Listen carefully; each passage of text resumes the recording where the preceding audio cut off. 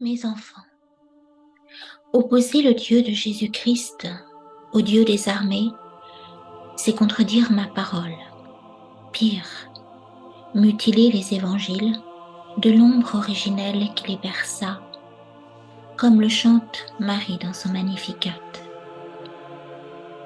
Les évangiles ne sont pas une génération spontanée, terrible tentation cathare, opposant le mauvais démiurge au Dieu d'amour, arrachant toute la première alliance à mon Verbe de feu, qui déjà la soulève comme une terre en fusion. Si le livre de la Genèse et le prologue de Saint Jean ne commencent qu'avec la deuxième lettre de l'alphabet hébreu et non pas l'aleph, c'est pour signifier qu'en deçà de la création du monde ou au cœur trinitaire, le mystère demeure voilé. La première lettre, c'est l'au-delà du seuil. Au principe, littéralement bi, dans, plus réchite le principe, ouvre dès la Genèse le livre scellé. Il dévoile, tout en voilant, la porte du mystère de l'unité divine dans le prologue de Saint Jean.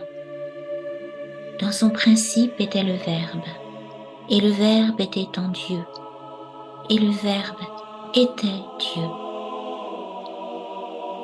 Le sabre de la parole sort du fourreau de son principe.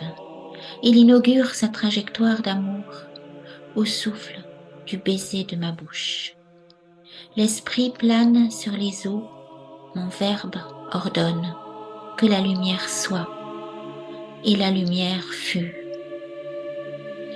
Mais ce qui est entrevu dans le prologue précède le livre de la Genèse dans l'ordre de la grâce. La vie, au large de l'abîme trinitaire, est en deçà de la fondation du monde et demeure ad aeternam. En elle, il n'y a ni mesure, ni commencement, ni fin, mais l'être pur, indivis, en trois battements ne formant qu'un seul cœur, une essence divine, unique. La simplicité de Dieu est cette unicité, en la profondeur insondable de laquelle s'embrase le principe, son Verbe, son souffle. Lumière née de la lumière, ouvrant le livre de la vie. L'esprit plane sur les eaux, mon Verbe ordonne que la lumière soit, et la lumière fut. Alors vois, par-delà la faille de l'écorce de la dure loi de la matière, entends le chant éternel. Jésus leur dit encore, en vérité, je vous le dis, je suis la porte des brebis. Tous ceux qui sont venus avant moi sont des voleurs et des brigands, mais les brebis ne les ont point écoutés. Je suis la porte. Si quelqu'un entre par moi, il sera sauvé. Il entrera et il sortira, et il trouvera des pâturages. Avant qu'Abraham fût, je suis. Je ne parle pas des saints prophètes et patriarches qui m'ont précédé comme Ézéchiel, Isaïe, Jérémie. Non, bien sûr. Pourrait-il y avoir une rivalité entre mes saints prophètes, ceux qui m'annoncent, moi, loin? Je suis le Christ, aux yeux de foudre et d'or. Avant qu'Abraham fût, je suis. Et il m'a reconnu en ces trois étrangers mystérieux, sous le chêne de Mambré, qui ne parle qu'en un feu. Je parle des faux prophètes, de toutes ces sectes qui pullulaient à Jérusalem et qui usurpaient mon nom. Je parle surtout des petits dieux obscènes du panthéon païen, Priape violant les nymphes ou pire, les Baals sanguinaires gorgés du sang des nourrissons. Le Dieu des armées de l'amour, beau tel une armée rangée en bataille d'amour, déclare sa flamme à ceux qui usurpent son nom, profanant son visage dans l'innocence crucifiée. Dernière île où l'ombre de l'Éden s'attarde, à la brise du soir dans l'écho de mes pas. J'ai en abomination les sacrifices, les holocaustes, je hais d'une haine parfaite ces dieux mi-hommes, mi-chiens qu'adorait Pharaon. Je me plains d'une humanité prosternée, sous la panse du veau d'or échappé du maelstrom barbare, et que mon peuple minuscule, à la nuque raide pourtant, eut la bêtise d'importer au désert de la révélation, pour effacer mon image, et en cette cicatrice, graver le chiffre de la bête. Malheur aux pasteurs qui détruisent et dispersent le troupeau de mon pâturage, dit l'Éternel. Jérémie 23:1. Ces gardiens sont tous aveugles, sans intelligence, ils sont tous des chiens muets. Isaïe 56:10-12. Je chasse les profanateurs de la vie, du temple de mon Père, du temple de l'amour, du temple de vos chairs. Je renverse les autels des Tartuffes qui se disent juifs et qui ne le sont pas, catholiques et qui ne le sont pas, et qui jusqu'à la fin des temps confisquent la parole de Dieu, la distordent pour enfermer l'homme, puis jettent la clé au repère du serpent. Ces portiers schismatiques sont les vivisecteurs de la vie, les profanateurs du mystère. Ce mystère n'a pas une pierre pour reposer sa tête, mais le sein d'une piéta, voguant au large d'un royaume qui n'est pas de ce monde, mais le porte en sa chair triomphale. Déjà, l'entendez-vous qui vient? Pour percevoir mon pas, il faudrait s'éveiller, être enfin un vivant revenu de la mort. Pour m'aimer, il faudrait naître. Au-delà, la loi flambe au vif de la chair, pur amour. Suivons sa cavale silencieuse. Ne croyez pas que je sois venu pour abolir la loi ou les prophètes. Je suis venu non pour abolir, mais pour accomplir. Car je vous le dis en vérité, tant que le ciel et la terre ne passeront point, il ne disparaîtra pas de la loi un seul iota ou un seul trait de lettre, jusqu'à ce que tout soit arrivé. Matthieu 5:17.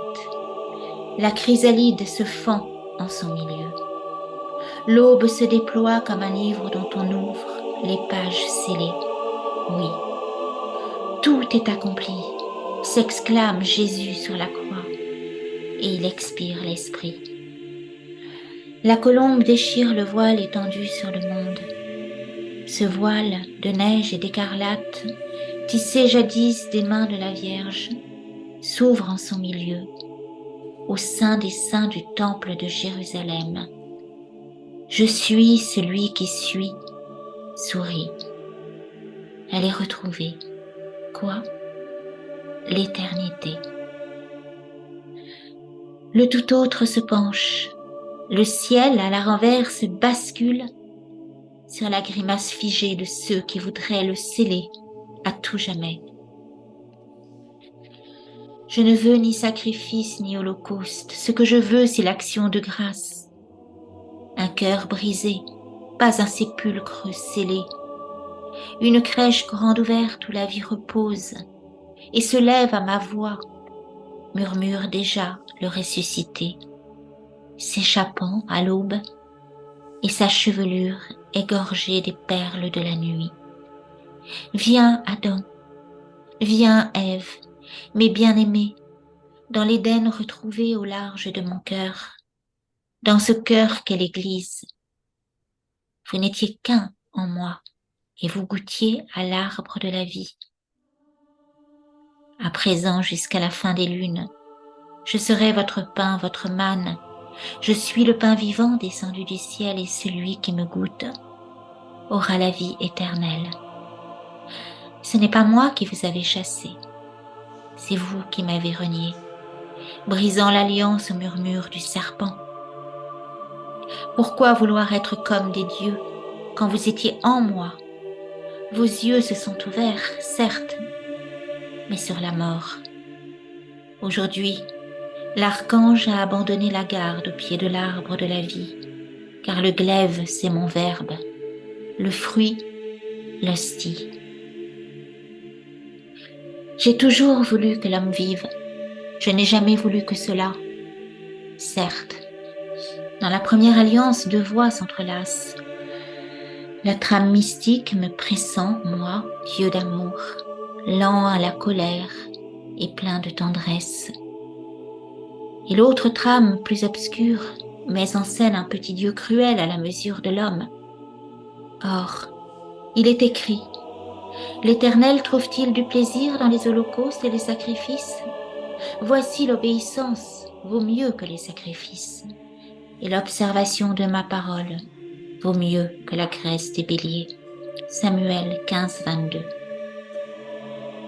Oui, parfois les auteurs inspirés ont projeté sur ma sainteté leur propre violence, dans des récits de batailles terrifiants, souvent insoutenables. C'est justement cela que je dénonce. Je veux la miséricorde et non le sacrifice. J'écris ailleurs, je ne désire ni sacrifice ni offrande.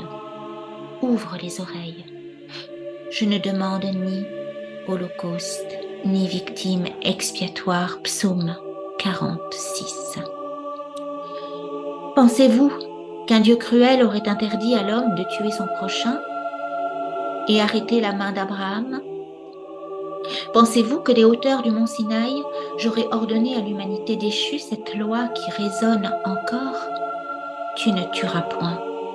Et que j'aurais béni Caïn malgré son fratricide. Mais tous les peuples de l'époque me prêtaient des désirs sanguinaires. Que dire des dieux guerriers du Walhalla germanique? Que dire des Incas qui pratiquaient les sacrifices humains, les sacrifices d'enfants?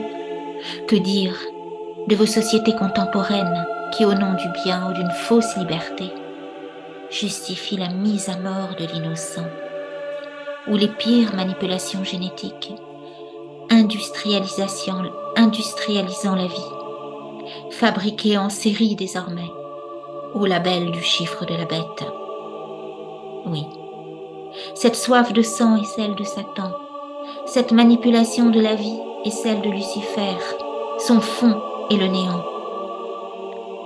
Or, à travers de nombreux passages des écrits vétérotestamentaires, se dessine déjà, pour la toute première fois dans l'histoire de l'humanité, le fil d'une soie lumineuse, fleur de la première alliance.